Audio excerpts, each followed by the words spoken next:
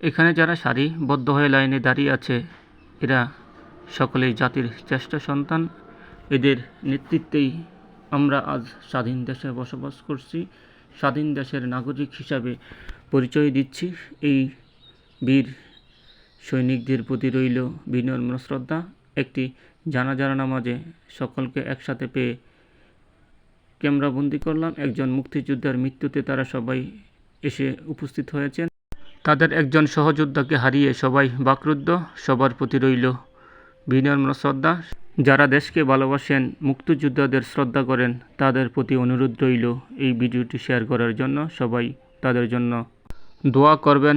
সবাই যাতে ভালো থাকে, সুস্থ থাকে। দেশের প্রতি শ্রদ্ধা নিয়ে তারা যেভাবে যুদ্ধ করে দেশকে স্বাধীন করেছে, আজ আমরা স্বাধীন দেশের নাগরিক হিসাবে নিজেকে পরিচয় দিচ্ছি। এদের প্রতি রইল বিনম্র শ্রদ্ধা। এরা সবাই ভালো থাকুক, সুস্থ থাকুক, সব সময় সেটাই প্রত্যাশা।